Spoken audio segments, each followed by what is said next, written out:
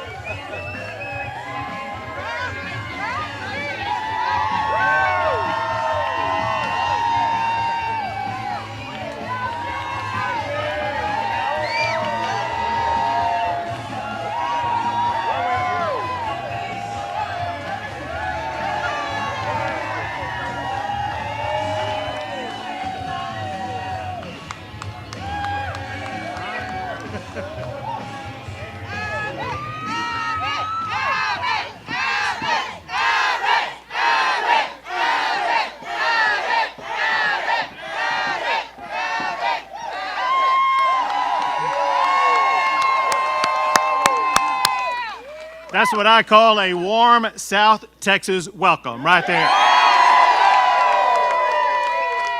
And to the mayor, I want to say it's an honor to be in your town to celebrate this incredible night right here in McAllen, Texas.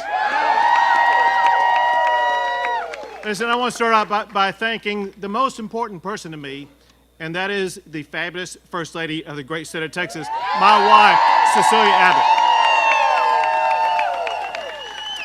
And we're so proud to have a young lady that we admire more than any other young lady in the world. And that's our wonderful daughter, Audrey Abbott. And I want to thank all of the volunteers, all of our supporters, and my fellow Texans for making this victory night possible. Thank you all. So let's go back. We started this campaign in South Texas. We celebrated my primary victory in South Texas. Tonight, we return to South Texas to celebrate my re-election for you being your governor for 4 more years.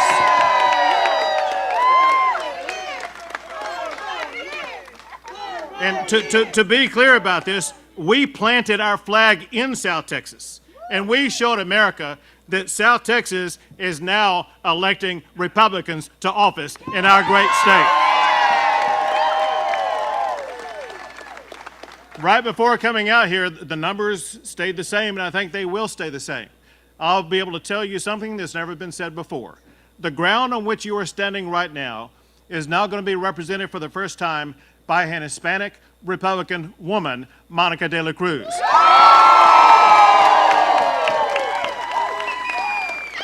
She'll go to Congress, and the first thing she will do is to fire Nancy Pelosi as Speaker of the House.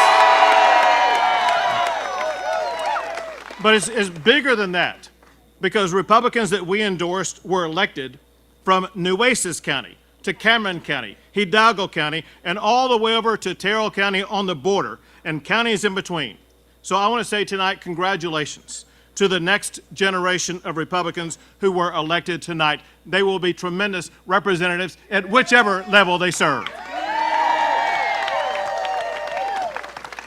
So I ran this campaign for Texans to have safer streets, for homeowners who are burdened with skyrocketing property taxes, for our oil field workers who beg for me to protect their jobs, for parents who just want to choose the school that's best for their child, and for small business owners who thank me in every location I went to for keeping their jobs open and businesses open during the time of COVID. I ran for the farmers and ranchers down here on the border who pleaded for a more secure border in the state of Texas. And I ran for the thousands of Texans who came up to me and they said, Governor, just keep Texas, Texas. And all of you inspired me, and all of you propelled me to what has now become a resounding victory for my reelection.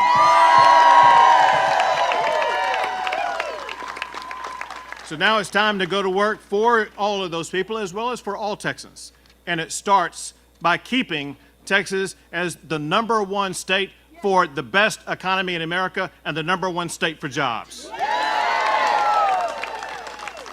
We must tap into our $27 billion budget surplus and use that to give our property owners the largest property tax cut in the history of Texas. We must fight against Joe Biden's war against oil and gas and keep Texas #1 for oil and gas production in the United States of America. We must also strive for excellence in education. Now, we already rank #1 for the number of blue ribbon schools, as well as we have one of the highest high school graduation rates in America. Also, since I was elected governor to begin with, Texas has become the #1 state in America for the most Tier 1 research universities. But more must be done to improve our math and reading scores. More must be done to improve college graduation rates, as well as to provide skill job training that leads to good jobs. But we must never forget, our schools are for education, not for indoctrination. Schools must stop pushing political agendas and get back to teaching the fundamentals of math and science and reading. But more important than all of that, our students need to be taught why and how the United States of America began with literally nothing and went on to become the best country in the history of the entire world. That is what they need to be taught. And we have no doubt some people here tonight who did their share to keep America strong with the mightiest military in our history. If you have ever worn the uniform of the United States military, would you wave your hand so we can see you and thank you for your service? And we have others who serve among those numbers, and that is those who serve in the Texas National Guard. Wave your hand if you're part of our troopers.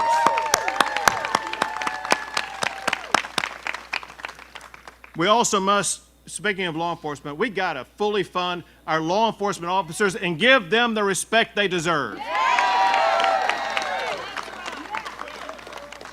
We need to end these easy bail policies that allow dangerous criminals out onto the streets. And we must escalate our battle against the deadly fentanyl that is pouring across our border. We must treat it like the crime that it is, and that is murder.